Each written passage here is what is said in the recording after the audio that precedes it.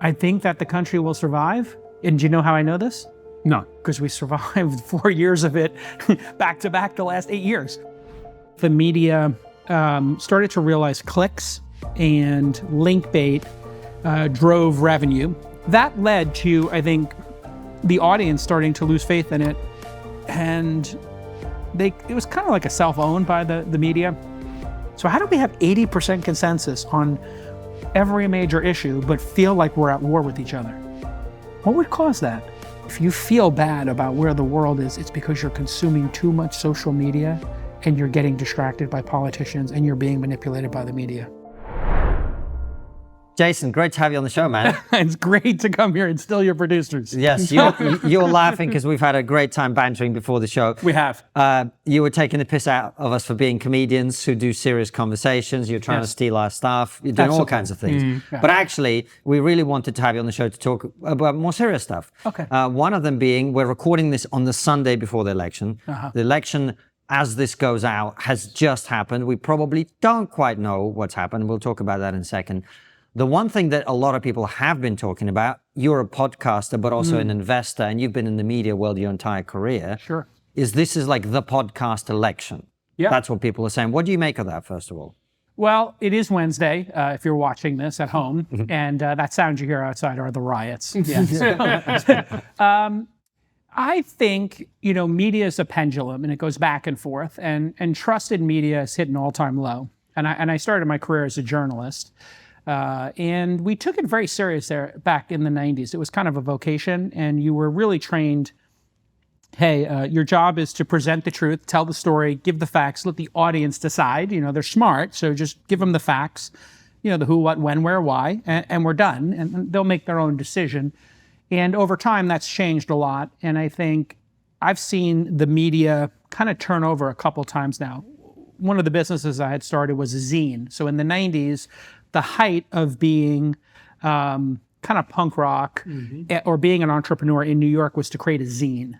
And a zine was a magazine without the budget, basically. It wasn't glossy. You would do a photocopy. And so I had one called Cybersurf. I had one called Silicon Alley Reporter.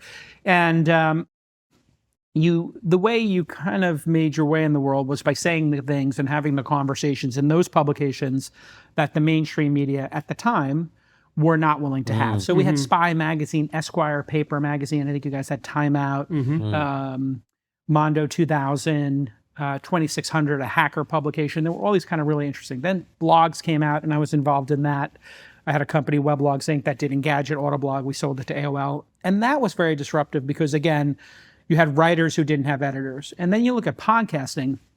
Well, the media became biased. We'll get into why that is. But also, I think the media started to realize clicks and link bait drove revenue in a very significant way. And then the audience was like, I don't believe all this stuff because the headline doesn't match the story, right? So like the headline was written by somebody who worked in the social media departments. Literally at a publication like the New York Times, there's a group of people who write the headlines. And BuzzFeed and Gawker, some of these, early publications that hacked the system, would make 10 different headlines in their social media department. They would test them on Facebook with $10 against each one. Whichever two performed, they would edit those and punch them up. And then they would spend $1,000 on Facebook to get the first, 100 likes on it. That led to, I think, the audience starting to lose faith in it. And it was kind of like a self-owned by the media. But then it's very hard to have a 2-hour conversation or a 3-hour conversation and pull that off.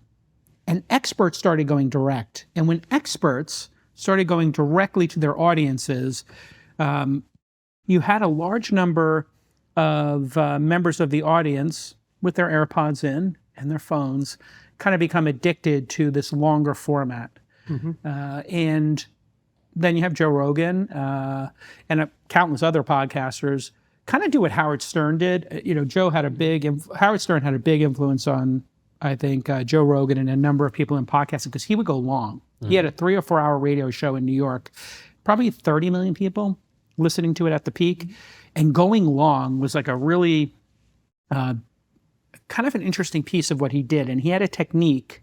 I've studied all these interviewers' techniques, and his technique was to pretend he didn't understand. So he'd be like, oh, yeah, so you were in that rock and roll band, and yeah, so what's that like? You know, like you're on tour, and you're like on a tour bus, and he's playing dumb, and they're like, yeah, and he's like, well, there are groupies? Do you meet girls? And they're like, oh, yeah, oh, you wouldn't believe it. And then all of a sudden, Van Halen's telling this crazy story. I think that's what happened in podcasting is, you know, you take off the expiration date and the time where, oh, well, we're just getting into it, but we have to stop. People get very interesting in hour 2.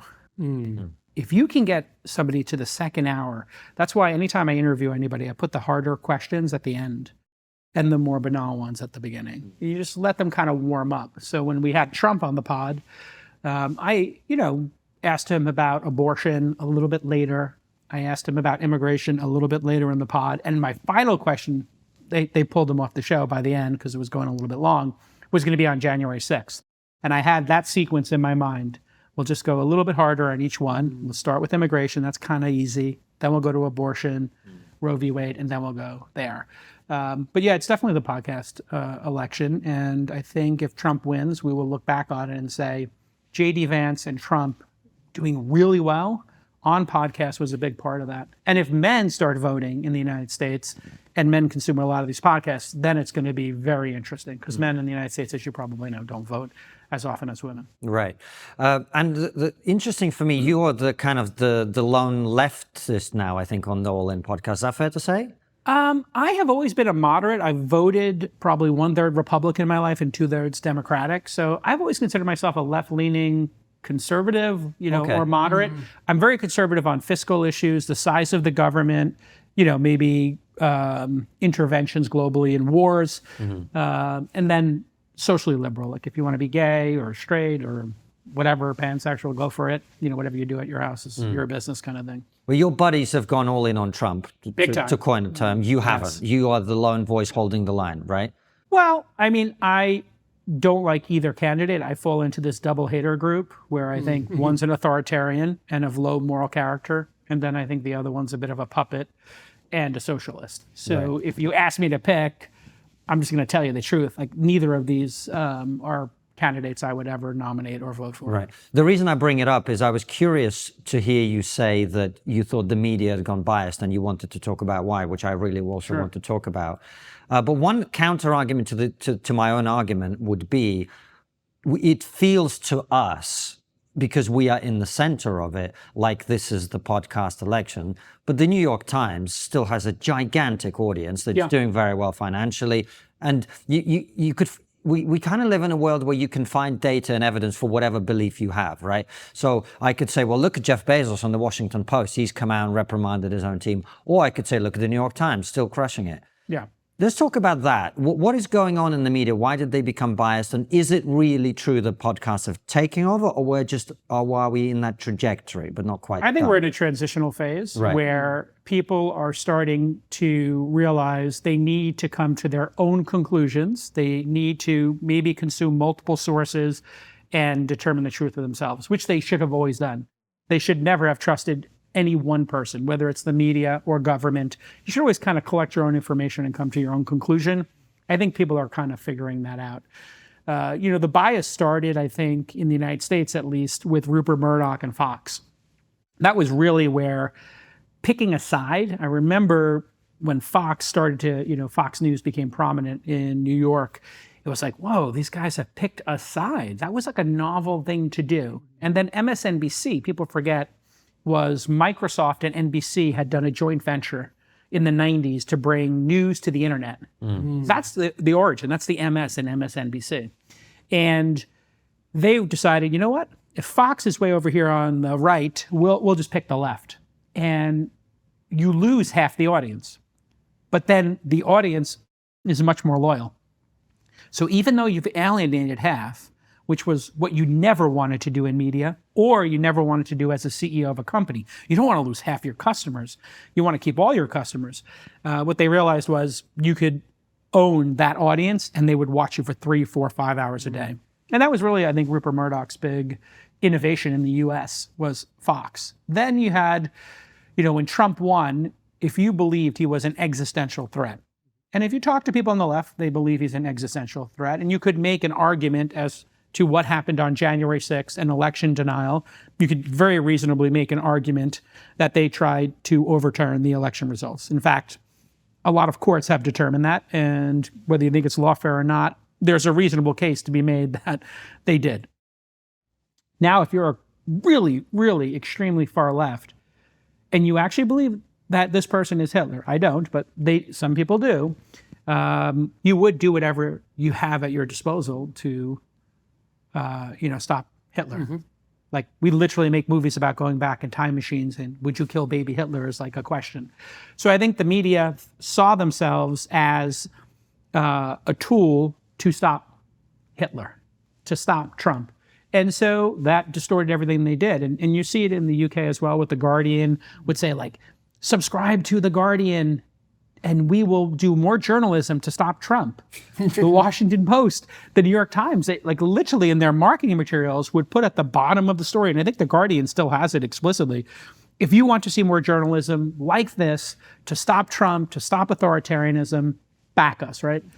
And that, I think, has made people just not trust media at all. They just assume they've picked a side, and I don't think they're wrong. I mean, if you were to ask me which media hasn't picked a side, I would have a really hard time. Maybe The Economist, Financial Times, some of those publications, Wall Street Journal.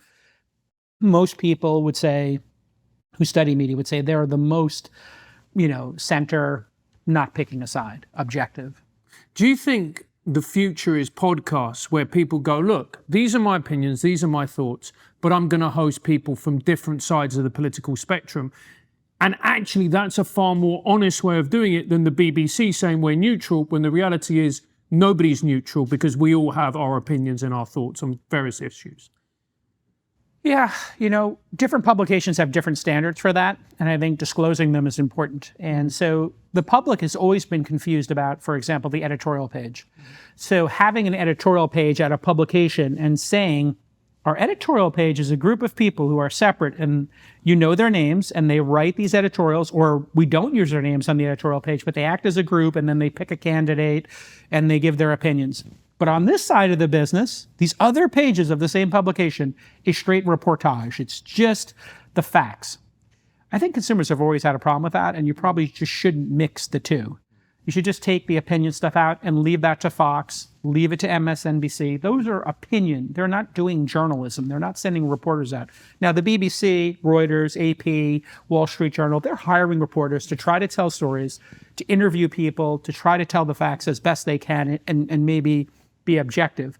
But the problem is definitely when these things are side by side, it's too confusing. Then you add to it, the New York Times is going to add journalists who are doing podcasts, and they're giving their opinion. And then you watch them on Twitter, and they're writing all this crazy stuff that, these business leaders or authoritarians or, whatever it is, and they're doing spicy tweets at the same time they're doing reporting.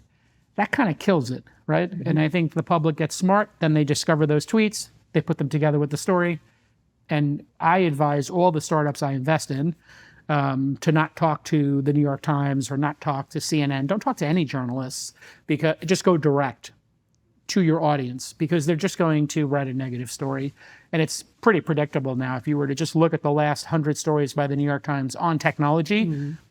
or even capitalism writ large, it's going to be negative. That's just their approach. It's such a good point, because I remember watching Newsnight, which is a very famous political BBC daily show. I don't even think it's actually in existence anymore. And I can't remember what the issue was, but Emily Maitlis, who is meant to be impartial because she's a BBC journalist, did a monologue to camera about what she thought about this particular issue.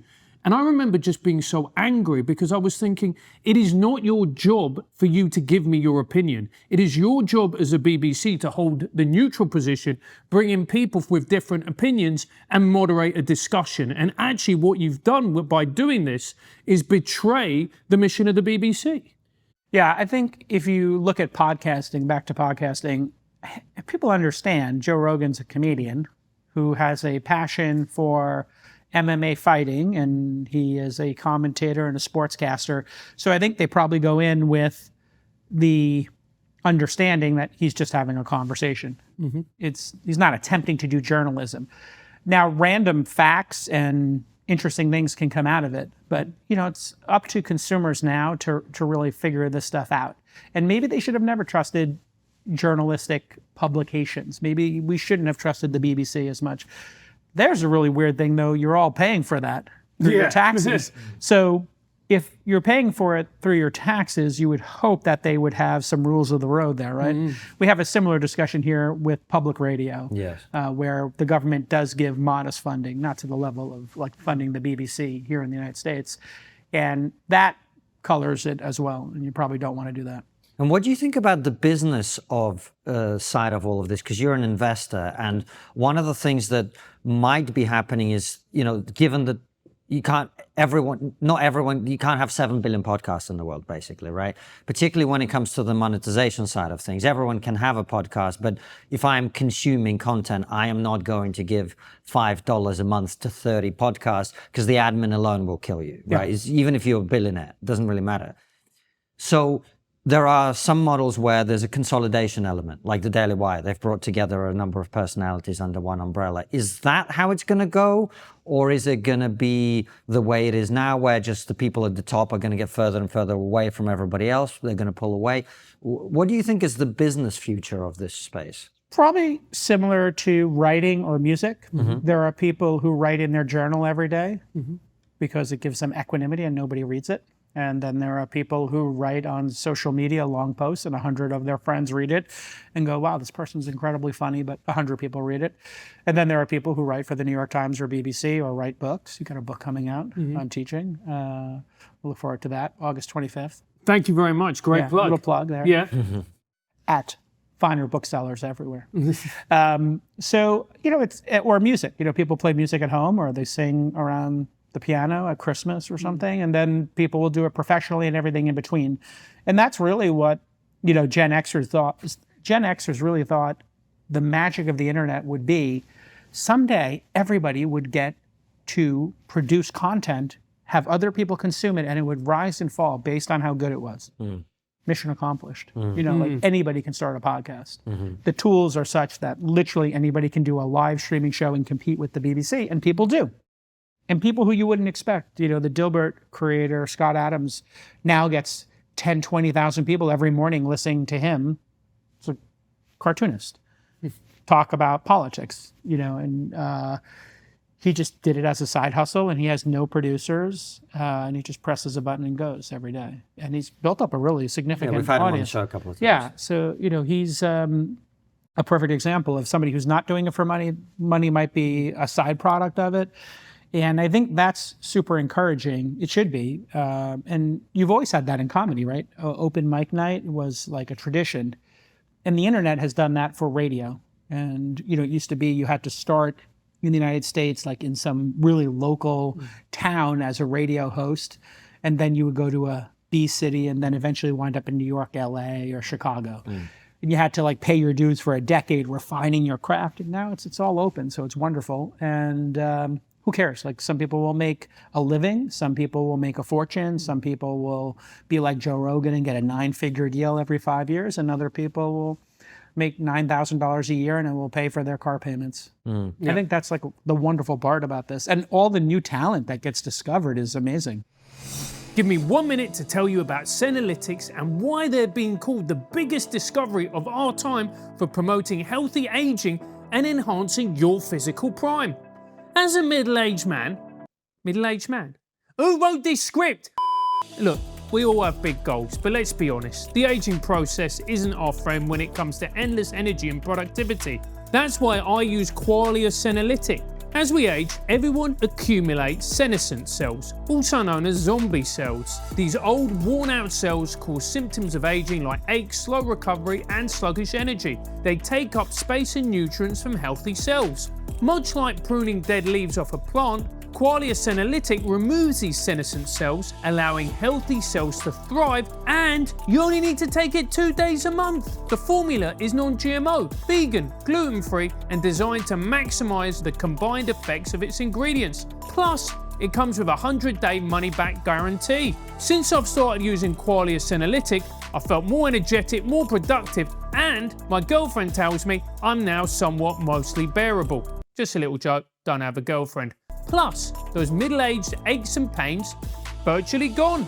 Resist aging at the cellular level and try Qualia Senolytic. Go to qualialife.com/trig for up to 50% off and use code TRIGGER at checkout for an additional 15% off. It's also available at select GNC locations near you. That's QUALIA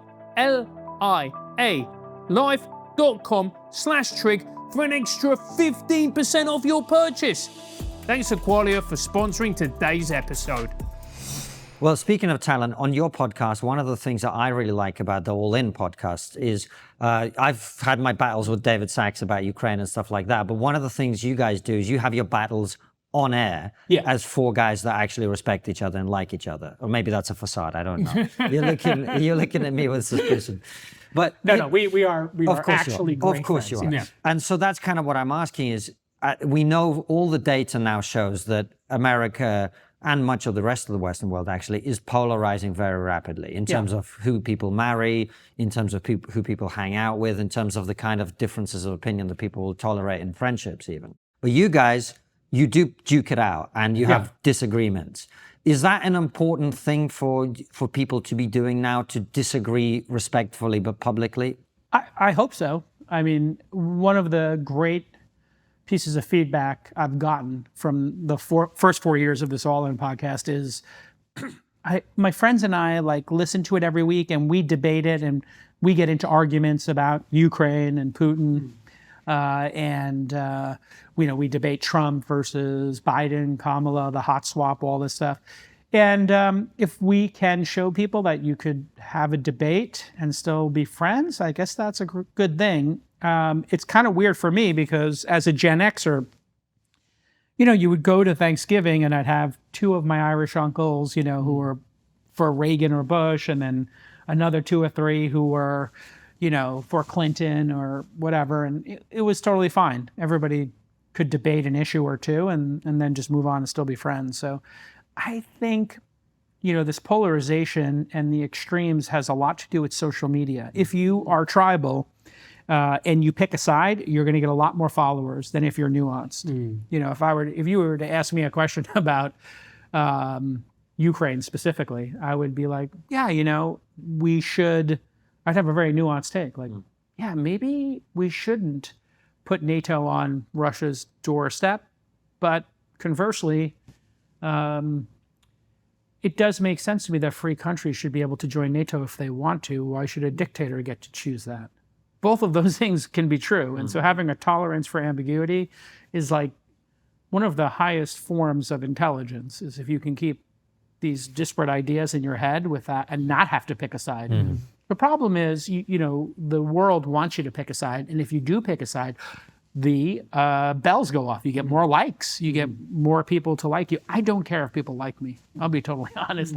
I've been far more successful and happy in my life than I ever thought I could be as a kid from Brooklyn. I hit the lottery 7 times. I've made more money than I could ever spend. I've got a beautiful family. I honestly don't care. And so it would be very easy for me to come out for Trump and to go to the rallies with my friends and tell you, oh my God, Trump is the answer for everything. But I actually don't believe that. I believe he's not a good human being. Okay, let's investigate that. Why? Because of his character and the way he's treated individuals and all his business dealings. Yeah. So I guess Don't forget the elections happened. Yeah, okay. So, but I'll be totally honest. I think that the country will survive with 4 more years of Trump or 4 more years of Kamala Biden and the DNC machine. And do you know how I know this? No. Because we survived 4 years of it back to back the last 8 years. We actually literally survived Biden and Kamala, and we survived Trump. I believe the United States is strong enough, the operating system that the Founding Fathers architected will survive either one of them. Well, before you do this, why don't we find out what you think has happened? It's Wednesday afternoon here in the US. Take a guess? Yeah. What do you think has happened? Well, all the statistics are saying, and all the surveys and prediction markets are saying Trump has a lead, but it's close. And so the last time Trump won, everybody was saying the opposite, that Hillary had a lead and was a 2/3 chance. As a poker player, I can tell you a 1/3 chance of winning is very significant. I've seen people put large amounts of money into the pot and going all in when they have a 1/3 chance. Like that happens 1 out of 3 times. It's like not that uncommon. So I think either thing can happen. And if either one does happen, I just hope we can get through the counting of the votes without it causing another January 6th. You know, you invest in startups a lot, Jason. Yes. And startups, and correct me if I'm wrong, they have a disruptive element to them. Yeah. That's kind of the purpose of a startup, is that it's going to come into the market, disrupt, change the market. Do you think that Trump is a disruptor of politics if you look at pre-Trump to what has happened? Clearly, he's disruptive, yeah. I mean, he's a Democrat who ran as a Republican. He believes in a woman's right to choose, but then overturned Roe v. Wade. He believed in banning TikTok, and then he got a $50 million donation from one of the big investors in it and flipped his position. Yeah, he's super disruptive. And aren't there some positive elements to that? Of being disruptive? Yes, I mean, particularly, but looking at politics and the political system. Sure. Being disruptive, if you do something innovative and it makes a better system, could be positive. I'm not a fan of burning it all down for the sake of burning it all down, if that's what you're saying. No, that's not what I'm saying. Oh, okay. No, what I'm saying is that Trump appeals to people who felt more marginalized, that politics wasn't for them. Steve Bannon is a genius. His strategy to get the Republican Party to take on the causes of the working man and woman in the United States was a brilliant masterstroke. Steve Bannon is a genius in that regard.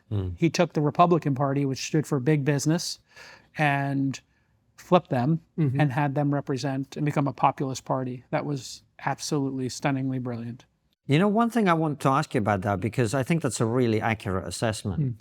I was stunned when Trump won in 2016. Francis I think a lot of people were, yeah, of course. Yeah. Francis and I in the UK, we both voted Remain in a referendum. That's kind of like voting for Hillary in 2016, right?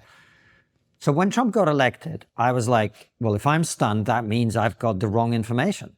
This is step by definition. So I watched every interview that Steve Bannon did. I spent hours and hours and hours because I was like, this guy is literally telling you how he did this. Yeah. Why haven't the Democrats done that? I think they're in the process of doing it. I think what you'll see come out of all of this is a race to the center. I think people are realizing the trick of using the extremes of each party, the extremes on the left or the extremes on the right, that hack has been burnt out.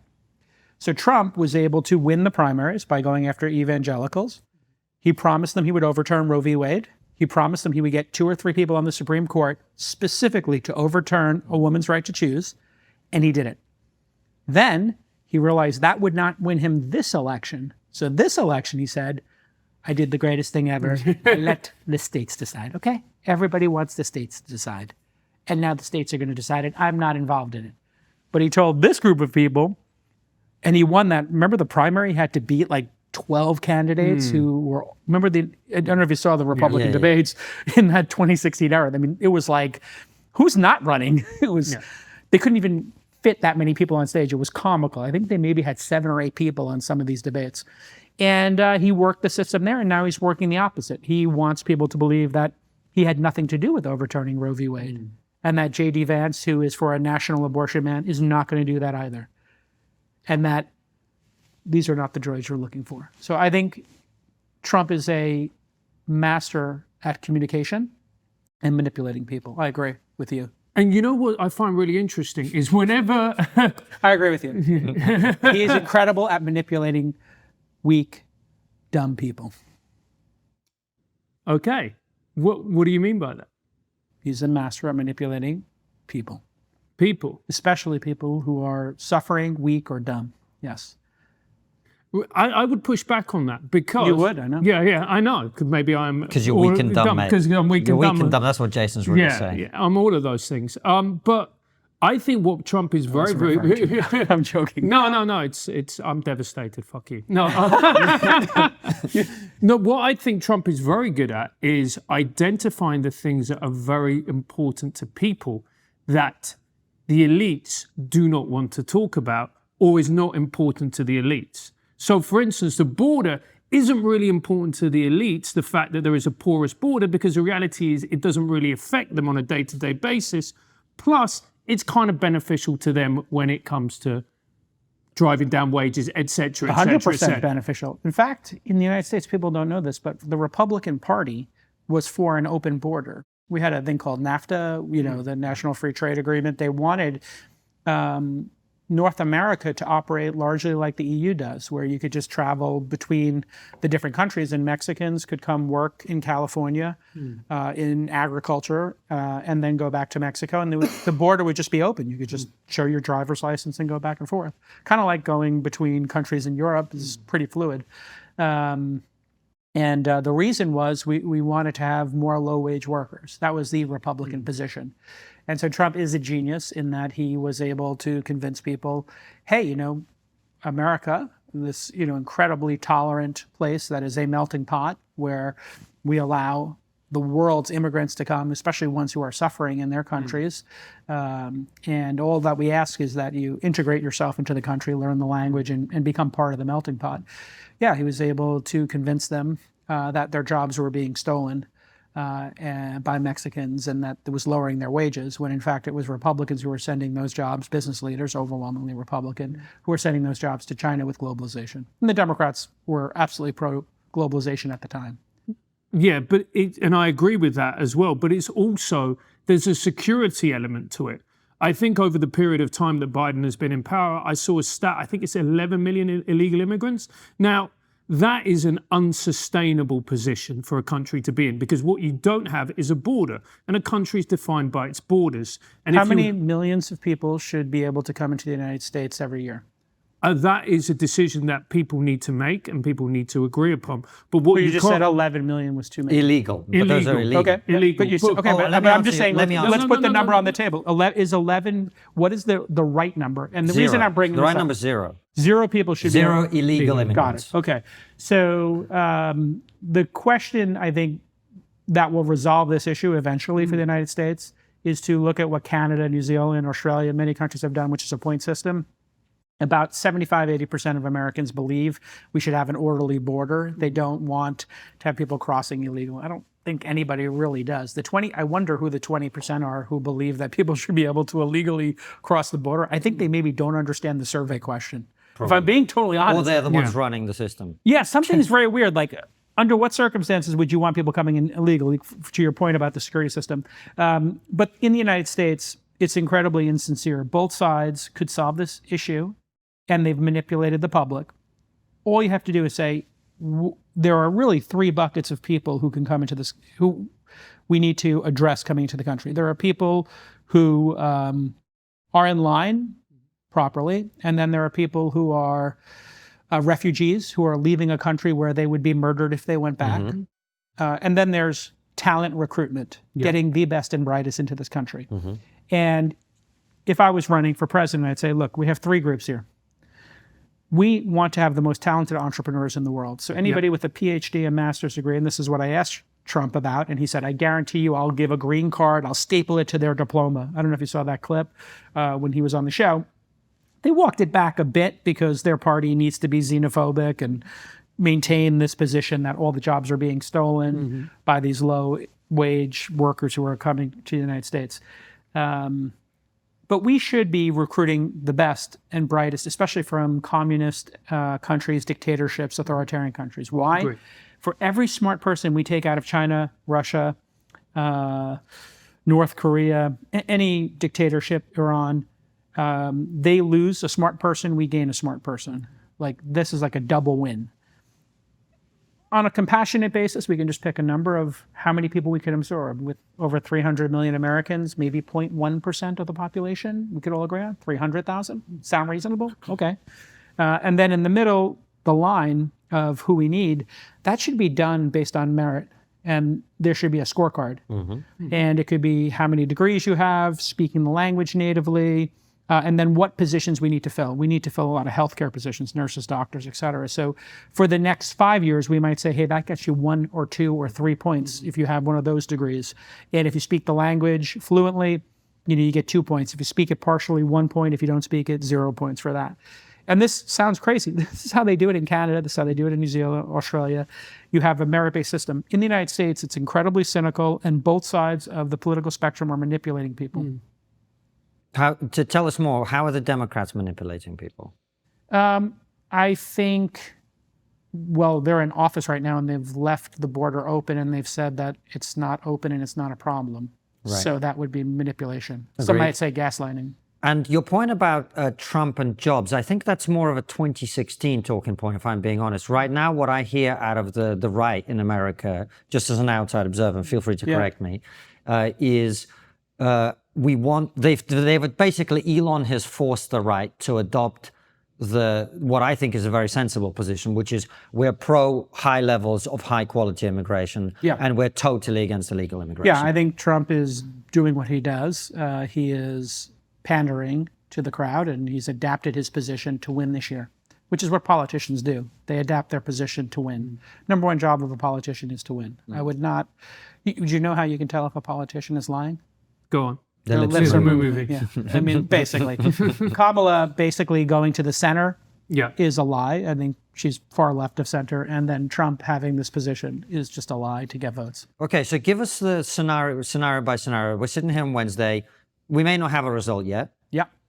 But if Kamala gets elected, you're basically saying she's a fraud. That's what you just said, right? I think she, like all politicians, is saying what she needs to say to get elected. Okay. So if she's been elected, are you happy? I am for having a split government. We have different aspects to our government here, the executive branch, legislative branch, et cetera, judicial branch. I would like to see some stasis and them not be able to pass too many laws and spend money. The number one issue for our country is that we are adding 10 trillion to the debt every administration. I guarantee you, if we were sitting here in 4 years, we could do this podcast again. And in 4 years, we'll be sitting here and either one of them will have put 10 trillion in debt onto the United States. I'm really glad you've made this point, because there are people economists out there who go, look, modern monetary theory, you can keep printing money, it's great, we shower people with money, it's going to be like a hip hop video, everyone's great, everyone's got a diamond encrusted cane. You're a money guy. What's the problem with that? Have you ever met one of your friends who lives above their means? And you're like, how do you afford this house and then these 2 cars? And then all of a sudden they lose their job and it all blows up and they lose their house and the 2 cars get repossessed. You can't live above your means for any sustained period of time. There's a reasonable amount of debt or using debt to build a business or to invest in an economy. So if you were going to, I don't know, build some infrastructure, if this beautiful house that you guys have here in Austin, I don't know how well this podcast is doing, but we're crushing it, man. Yeah. I know. So you just go to different cities and buy a luxury house like this? No, we're not you. It's an Airbnb, mate. Oh, what's that? What's Airbnb? How does that work? Look, his respect level is going down. Oh, I thought you bought this. I mean, you saw this place. It's gorgeous. We're looking for an investor. Yeah. Wow. For a podcast with 2 comedians. That's right. Wow. It's incredible. a unique, original idea. Yeah. Right. We're looking for $10 billion for a 10% stake. Yeah. Yeah. I'm going to. No, we're happy to negotiate. Yeah. We'll do you a great deal. Yeah. $1 billion here, $1 billion there, mate. Well, what's $1 billion? Yeah. Well, that's very much comes back to the actual serious point, which is the debt, right? Back to the debt. Yeah. I mean, if you want to be happy in life, I think living below your means and controlling your expectations is super important. Elon always had a funny thing he would say, happiness is expectations minus reality equals happiness. So if you put your expectation that we're all going to be flying on private jets and have 3 homes and be famous, you're going to be pretty disappointed. I think austerity and living below your means is virtuous. And I can tell you, having had many friends get very, very wealthy, uncomprehendable wealth. Wealthier than us. Yeah, well, I said uncomprehendable. You're comedians, come on. But comedians have done incredibly. You have that happen where a comedian will make $30 million for a special. Ricky Gervais gets. Yeah. I mean, he kind of laughs at how ridiculous his pay is. So I can tell you, when you go out and you have a steak or like a hamburger, there's no difference between like 4 or 5 people going out and having a hamburger, and like 2 or 3 of them are billionaires, 2 or 3 of them are not, or just millionaires, and then 1 or 2 people are just, civilians, working class folk, which is how I grew up. Yeah, it's no difference in the hamburger and the joy of it. Or if you go skiing, or if you go for a walk, or you hold your kid, you have a 2.5-year-old, like same experience. And if you actually have this overwhelming amount of wealth, it creates massive anxiety and unhappiness in most people I know who make a lot of money. Really? That's interesting. Why? How does that work? Because they've worked really hard, and they believe that if they became famous or got to 1 million subscribers on their YouTube channel, all the noise and insecurity would go away. And once they had the money and they had the plane and the house, the noise would go away, and the insecurity and the doubt would go away. And then it doesn't, which then magnifies it. Oh no, I've made $100 million, $1 billion, and I still feel bad about these issues. There's no way to solve these issues, is what they come to the conclusion. And then they realize, oh, you have to do some self-work. There's some process here of dealing with those issues that money can't buy. I know it sounds ridiculous. No, it doesn't sound ridiculous at all. Yeah. There's certain voids you can't fill with material things. No, it does take the edge off. I will say, like, Sure. If you do not have to worry, because I lived with my parents having to live paycheck to paycheck, week to week, day to day sometimes, that does create an underlying fear. And I grew up with a fear of running out of money. And I think it was probably why I was driven in business. And a lot of the people I know who are the most driven are the people who come from that circumstance. And in fact, it's kind of a trope in our industry that the kids of immigrants are the best people to bet on, because their parents were just scared to death of they're going to get kicked out of the country. We have to work, and we have to make this child get into an Ivy League school. It's the only way that we're going to survive as a family. And the bravery it takes to leave your home country and go to America or another country, in your case, Russia, and then going to England. Like, this takes an amount of chutzpah and fearlessness. And yeah, if you can do that and then raise your kids with that same fear and paranoia, they're going to be really great entrepreneurs. Well, actually, that's a good question for you, because you had the trauma as a young man watching your father's business be taken away. And I know that you did your research. Me. Yeah. You did your We're research. not that wealthy. Yeah. But in Brooklyn. we kind of literally right. 17 years Yeah, old. so And he used to own a bar, right? he used to own a bar, pub, Yeah. and they came because he was behind on the taxes. Guys with shotguns, like the ATF and everybody, put the locks on it, took everything out. Right. My dad said, "I'm going to jail. Take care of your mom." And I was supposed to go to college. And he said, "I have no money for college, but good luck.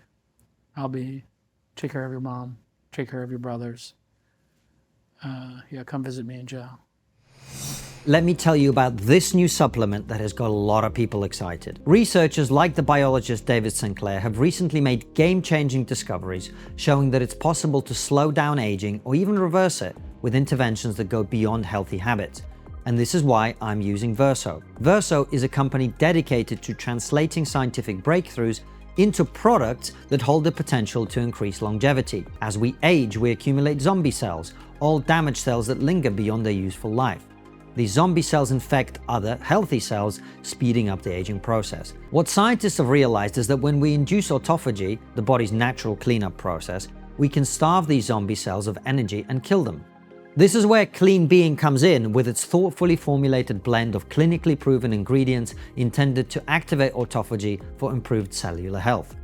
After taking Clean Being for some time, clinical trials have proven better skin, less inflammation, healthier hair, hormonal regulation, better immunity, enhanced vision, and enhanced cognitive function, amongst many other incredible results. If you want to read more about all of the research, then check out the reference link in the description of this video. Plus, Verso publishes third-party testing on every batch of its products to guarantee that you're getting exactly what you're paying for. So, if you want to join me, you can get 15% off your first order by going to ver.so. That's ver.so, and use code TRIGGER to save 15% off your first order.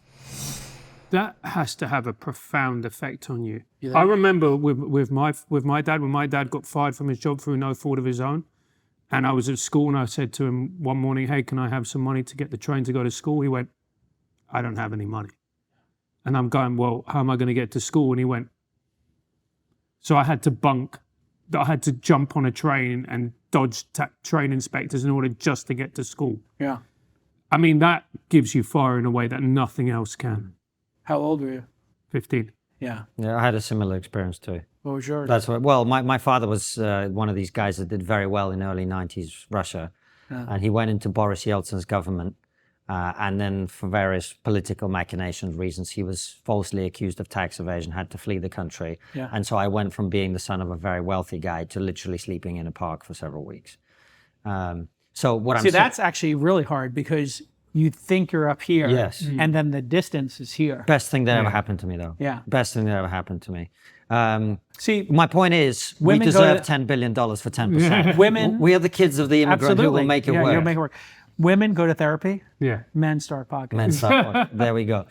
So, But it is true. If you talk to any successful entrepreneur or even somebody in the entertainment industry, which is incredibly entrepreneurial, you will see some sort of like trauma there that filled that battery and made them go.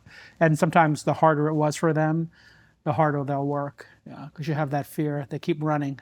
And it's also gratitude as well. So my mum's Venezuelan. Everyone on the podcast is now going to drink. But I realize how lucky drinking. I am to be in this position. Yeah. I realize how lucky I am because there are people way smarter, way more talented, way funnier, way better looking than me. He said that before we started, actually. Who are literally thinking to themselves, Yeah. how am I going to get water? Not food, water to drink. This is really important to have perspective. That's why I don't get super worked up about like if Trump wins or Kamala wins. Like my family will be okay. We're in good shape, and I've been so blessed in my life to hit the lottery 6 or 7 times. Like what are the chances? It's bizarre, right? And so I do think gratitude is one of those ways to fill that hole. And then whatever trauma you had as a 15-year-old who now has to hop the turnstile and commit a crime because their dad lost their job through no fault of their own. And then you see your hero who's supposed to protect the family.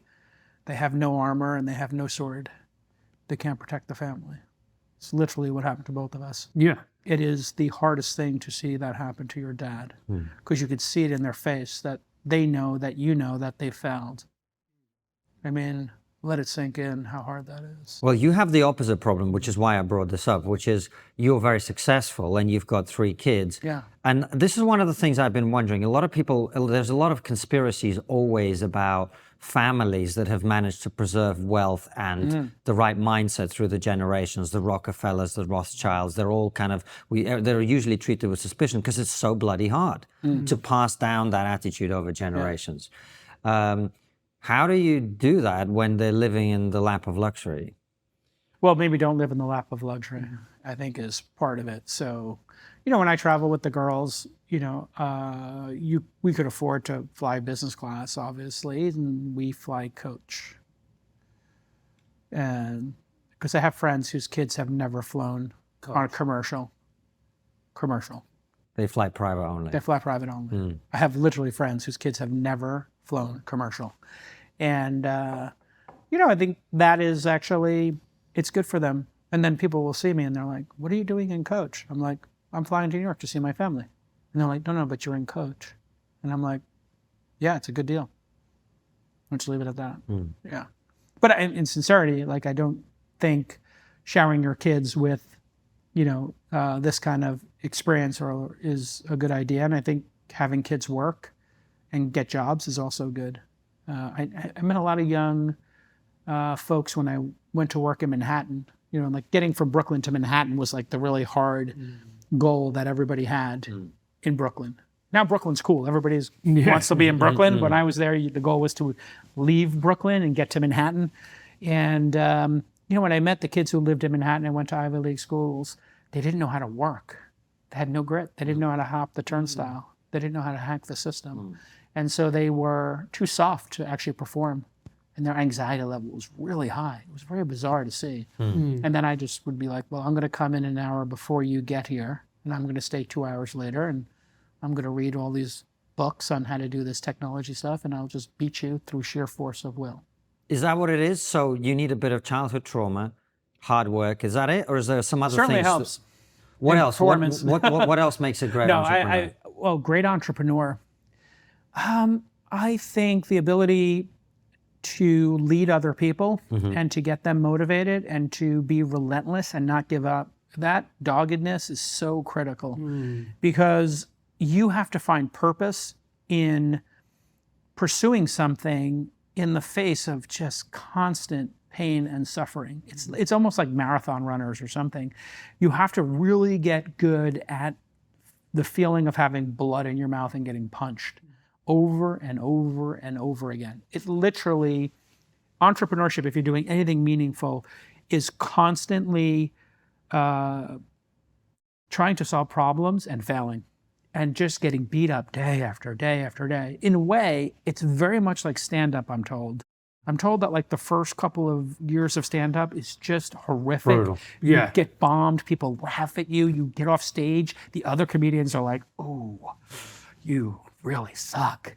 And then at some They don't point, say it like that. No. They say you really suck because they enjoy watching you fail. Yeah. right, but it's almost like there's some recognition that the way to get there is to go through it. And I think that's entrepreneurship, is like you have to go through that pain and suffering and failure in order to become good at it. And it's hard to watch, like people really suffer, but it's also a gift that here in the United States, you can start a business and raise capital and people are like, that's a really crazy idea. The chances of that succeeding are very low. Here's a bunch of money, let's do it. Because you've convinced them that you're crazy enough to do it. You have the skill to do it. You're not going to give up, and that you have the ability to execute on some level.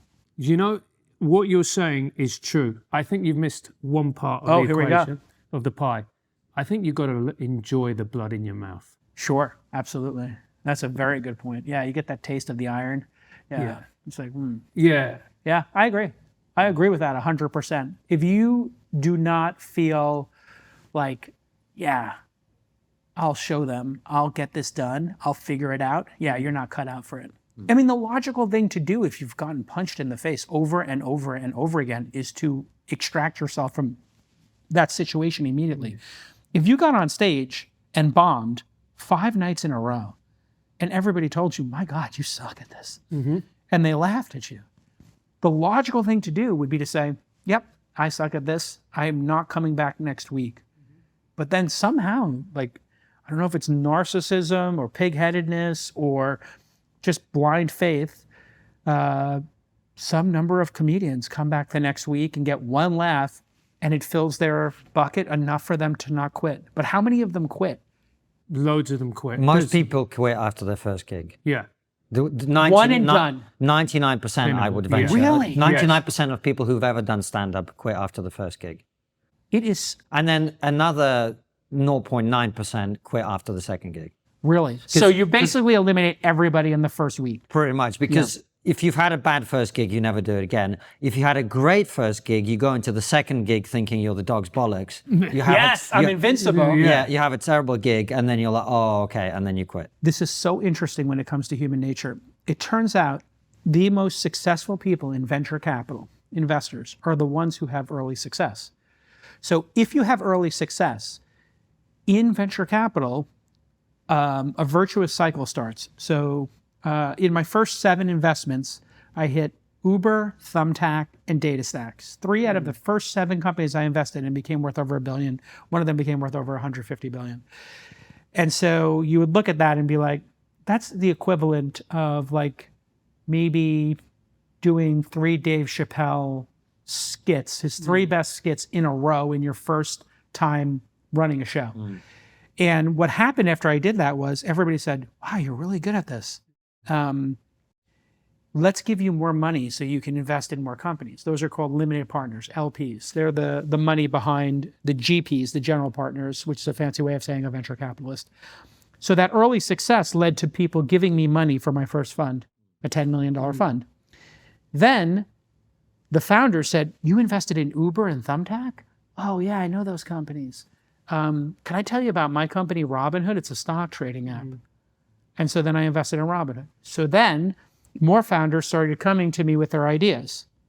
And then I just said, well, you can get me on Twitter. I'm just at Jason. DM me your idea or email me anytime. My email for life is jason@calacanis.com. Email me your idea. And to this day, I have 20,000 people contact me and my firm every year for funding. Turns out that would be the equivalent of like, you go into your first poker game and you win. And I've seen this happen. People win in their first poker game. They come back the next week. If they happen to win again, then people say, wow, you're really good at poker. And then you know what they do? They go buy a book about poker. They go watch poker clips on YouTube and they start studying the game and they get better.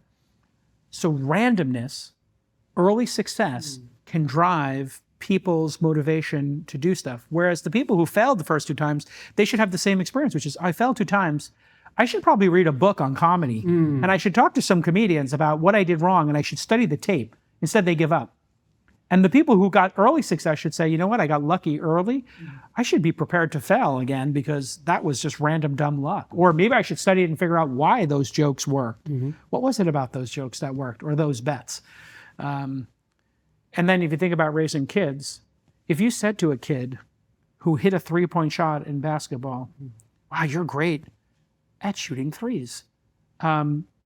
Why don't you come to practice and I have a 3-point coach. I'm going to have you work with the 3-point coach. We're going to make you even better. Just that one little act, which would cost almost nothing to do, could change the trajectory of somebody's life. So just keep that in mind when you're talking to folks. And I always do that with entrepreneurs. I had an entrepreneur the other day who stopped me in an airport. He says, you don't remember this, but I pitched you on my company. And I said, oh, really? Did I invest? And he said, no. I said, okay. He said, but I told you the idea, and I remember it like yesterday. You told me there were 7 other people who had pitched that idea and failed. And I said, oh, I'm sorry I dissuaded you. He goes, no, you did the opposite. And I said, what did I say? And he said, oh, you said those 7 people failed. What's your plan to make it work? Because sometimes the person who comes up the hill after those first 6 or 7 people, they take the arrows and then you take the castle. So what's your plan?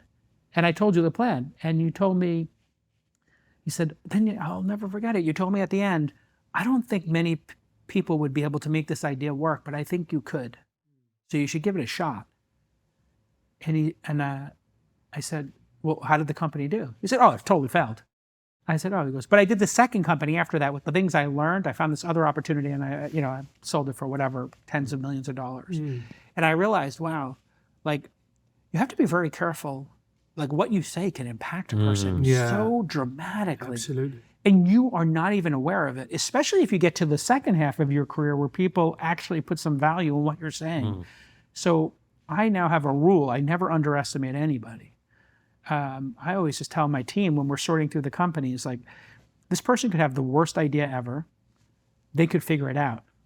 So let's hear them out. Let's assume they're going to figure it out. And if they're awkward, and they're persnickety and they're hard to deal with and they're cantankerous or otherwise odd, well, those are the people who eventually figure it out in my experience. So be super kind and take them seriously.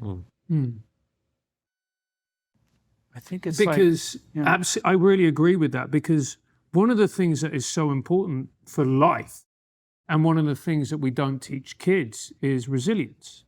Resilience, the ability to take a hit and keep going. The ability to have failure and learn from your failure, not take it personally and move forward. And if you look at anybody who is successful, you get what happens on the surface and you think, oh, they've had it easy, but you scratch the surface. It ain't been easy. It would have been easier for you with what happened to your dad to think, oh, my life's over. What am I going to do? I've got to do this, be overwhelmed, go into a spiral of negativity, and ultimately choose a path that would lead to a life that is miserable. But you didn't do that because you have resilience. And that's such an important quality. Yeah, I had anger and I had fear if I look back on it. And I think when you look at motivation, like I think about motivation a lot. Like there's Maslow's hierarchy of needs and self-actualization, and different motivations can be very effective at different points in your career. Fear and anger are very powerful, very powerful motivators. And I look back on it, I was absolutely scared of running out of money and not having power. And I did everything I could in my late teens and early 20s to accumulate power, money, strength, notoriety, everything possible. I started a magazine. I was a black belt in Taekwondo. I ran marathons. I just did anything I could to make money, be powerful, be important. And then after a while, I realized well, there has to be something more to this. And those short-term motivators run out, like the I'll show them motivator, and you have to find another one. And, the one I've come to now is it's just so delightful to see people succeed, and you've gotten to play some role in it. You just got to be it's kind of like Obi-Wan Kenobi. If you guys ever watched the Star Wars series, I think we're all of the same age. If you watch the Clone Wars, which is an incredible animated series that goes into the real depth of the character Obi-Wan, he was just really, really narcissistic, powerful Jedi who they would send on the most elite missions with his Padawan Anakin Skywalker. And then he got older and realized, I have to bring balance to the Force. There's a higher thing to do here. But in the beginning, he was just send me on a crazy mission. Let's do crazy stuff. And so I always try to carry that with me now when I'm working with founders who I find myself working with people who are half my age. And I'm like, how did I become 54 years old? I don't understand. I feel like I'm 30. And they're so motivated and they want to just go win the war, And I'm like, yeah, maybe I could help them not lose a limb or two, because the Jedi stuff is kind of serious business. And they just go run into the fight. Yeah. Lightsabers out, let's go. And then they just lose a limb or two. And I'm there and I'm like, yeah, maybe next time, let's not run directly at the Sith Lord. Let's be coordinated in how we go about this. And it's a very delightful place to be in life, I have to say. I wake up every day and I'm like, I can't wait to talk to enthusiastic young people about the business they're starting. And even more pertinently, some people unfortunately lose an arm or a limb, but you can still function. Yeah. I think the greatest tragedy is when people lose themselves. That's the moment. And I've seen it with friends and people who get into comedy and they have success and they do well, and you're like, oh my God, the shadow has come out and it's running rampant now. Yeah, that's the thing about those dark forces, right? You can go either way. Yeah, and especially with comedians, it seems like they're dealing with a lot of demons. Not the satirists. The satirists seem to be normal. Yeah. Jason, it's been great having you on. We're going to ask you our audience questions in a second. Okay. Before we do, the question we always finish on is, what's the one thing we're not talking about that we really should be? Before I answer the final question, head over to our Substack and subscribe. What is the URL? It's in the description. Yeah. It's in the description. Just go subscribe. Why wouldn't you? I think it's such a great question. I think optimism. Everybody is so polarized, but there is actually a lot to be optimistic about. And that's why I like when people fight on our podcast, other podcasts, and they get all worked up about Trump and Kamala and the border and Brexit and all this stuff. There are much bigger issues at work that are going to be solved by entrepreneurs, technology, and innovation that are hard for human minds to comprehend. If you were to tell somebody living 200 years ago our lifespan, or that you would be getting paid to talk once or twice a week on your podcast and make a living for talking into a microphone, and it was recorded, and then everybody else on the planet could watch it for free, that would blow their minds. Just our lifespan would blow their minds. That the average human lives 70 or 80 years. We are on the cusp of solving energy, fusion, renewables, batteries, solar, etc., nuclear. And at the same time, we are solving superintelligence. And the ability for anybody to learn any skill has already happened. It's called YouTube. Literally, there is almost nothing you cannot learn by watching a YouTube video. And then all the Ivy Leagues about 10 years ago put their courses on YouTube. And I'll go watch an MIT course on macroeconomics, and I'll look and it's got 500,000 views, and I'm like, how is it possible that all the knowledge inside these institutions is now available for free and we're not absolutely over the moon about it? And then it's available to everybody. We were not I don't think, maybe you were, but I think two of the three of us here were not ever going to get invited to the Ivy League schools. And now you can consume it all for free. And then you think about water and food insecurity and energy being solved. Well, water being solved is just an energy problem, right? Desalinization, there's entire countries that live off of desalinized water. And then you think about food insecurity and you think about water. Well, food is just a product of water and sunlight, so you could actually have unlimited food. And then, these robots that Elon and a number of other companies, Boston Dynamics, are working on, combined with AI, combined with the batteries, combined with energy, they're going to be able to build anything, including themselves. The abundance that we're living with is a big part of the anxiety we have. And I think back to gratitude, which we talked about earlier in the conversation, getting back to gratitude, we should be so optimistic right now. The things that we agree on outweigh the things we disagree on 100 to 1. The problems we are solving outweigh the problems we're experiencing 1,000 to 1. Yet everybody feels bad. It's because of social media. It's because of being manipulated by politicians. Just pause and assess the fact that you and everybody you know is in all likelihood going to live a long, prosperous life.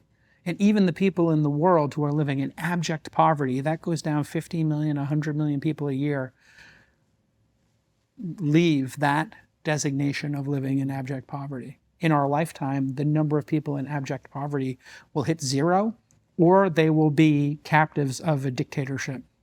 In other words, they would not need to live in abject poverty. Just by buying iPhones, we had 300 or 400 million people in China that were living in poverty become part of the middle class. The same thing is happening in India as we speak. The entire world is getting dramatically better.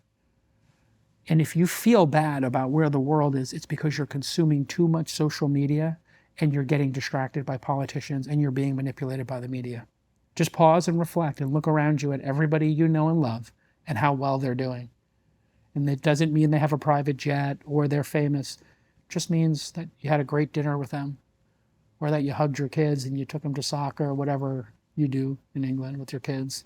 And the world is awesome right now. The world is absolutely phenomenal. And I have to keep reminding people who think we're in the middle of this existential crisis that we're not. Do you think one of the reasons that people do feel that way is that prosperity and material success, as we talked about with individuals, is not always filling the void that people have? And so the longer we live and the more comfortably we live, the more we have time to look inward and to be unhappy. Absolutely. And you're being addicted to devices that take all of the joy out of life. If you look at what these devices actually do, we put our devices down. We had an amazing conversation for 90 minutes. I feel like I could hang out with you guys every week and have a dinner. Like I just felt like I met two great new friends. But you would never have that experience if we didn't put our phones away and actually give 100% of our attention to each other for 90 minutes. That's probably what people are experiencing in a very large way, and young people especially. They're missing. It's not that these devices are causing the damage, it's that they're blocking the things that enrich your life from happening. It's so easy to just scroll TikTok for 2 hours, then consume a comedy show, or go to a theater show, or go have dinner with friends. And so it's blocking the joy. Young people don't have friends anymore. They're not having sex anymore. They're not partying anymore. They're staying home and they're FaceTiming their friends. And I think these devices have a lot to do with people's unhappiness and then doom scrolling. If you think about what we've done to our brains, human brains were not designed to consume funny things back to back for hours or tragic things. So we are firing our dopamine. And right now, if we all thought about it for a second, there's probably 6 or 7 really incredibly funny things that have happened in the world that are trending right now. And the producer's looking at one of them right now. That's how compelling it is. You have no choice but to look at it. I don't think our brains were designed to be that stimulated. Either tragically by like, oh my God, look at all the horrible stuff that happened. The squirrel's been murdered. I can't stop thinking about this poor squirrel and the family that had the squirrel taken from them. Like, there's tragedy happening all the time. And then to subject yourself to it is literally, quite literally, the topic of A Clockwork Orange. Have you guys seen this film? Sure. Clockwork Orange? And they pry his eyes open and he's forced to watch a feed of all the horrible things that have happened in the world over and over again. And he's a captive. We've done that to ourselves. We literally have pried our eyes open and we're forcing ourselves to consume all the bad news and then all the good stuff and the sexy stuff and the funny stuff and the tragic stuff. It will make your mind, get very burnt out. And I think there's a dopamine burnout that's occurring in society. That's why everybody's on edge. That's why this election feels so contentious. 80% of people agree about almost every one of these issues in the United States. Now, it might be 50-50 on the candidates, but if you look at gay marriage, abortion, or women's rights to choose, however you want to frame it, the border here in the United States, all of this is about 70 or 80% consensus. So how do we have 80% consensus on every major issue, but feel like we're at war with each other? What would cause that? You're being manipulated by the media, by the politicians, by the social networks. You just have to unplug from the matrix and then assess it for yourself. Even when you talk to somebody who's super pro Kamala, super pro Trump, if you'd actually discuss the issues, we actually probably agree on the border. But we probably have been meant to fight about it because I'm perceived as a left-leaning moderate and maybe you're more right-wing. I don't know. Are you? Far, he prefers the term far right. He's like MAGA? He's like lunacy MAGA? We're kidding. No, we're both people who are just totally in the center, and then the left went crazy. So we just were like, what the hell is this? Probably most people are moderates and most people are good people. So anyway, to your question of what we should be talking about is the fact that we have consensus and the world's problems are being solved as we speak by good people called entrepreneurs and the people who choose to work with them. We are literally, because of what Elon did with Tesla, and I give him a lot of credit for this, because it used to be that in the United States, major cities were dealing with smog. And we were going to be living in a world like Shanghai and some of the cities in China where you would lose 5 years of your lifespan if you didn't smoke cigarettes because of the pollution. Literally, if you lived in Shanghai, Beijing, Guangzhou, some of these places, 5 to 10 years they estimated would come off your lifespan. If I could tell you the amount of suffering of a city with 30 million people losing 5 years each, 150 million years of life lost, that's a huge tragedy. And then EVs now are working. It's one guy put the entire world on his back and then built this incredible team. And if it wasn't for Elon going bankrupt, he literally went bankrupt trying to keep that company alive. And he pulled a rabbit out of a hat getting some investors to bail him out, when the Model S was coming out back in the day. If he hadn't done that, you realize there'd be billions of years of lifespan removed from people living in major cities strictly because of pollution. But nobody's talking about that right now. We basically don't recognize all the good stuff that's going on. It's one of the pernicious things about human nature. I think we, as a species, were designed to avoid the river with the crocodile because we didn't want to die, quite reasonable. So we obsess over the darkness, the pathos, And we just have to take a moment and assess reality. Just take a moment and assess reality. Unlimited energy, food, water, and resources for everybody on the planet has already occurred. It's just not evenly distributed. There's just some evil people blocking it from getting to other people, but we've kind of already solved all these problems.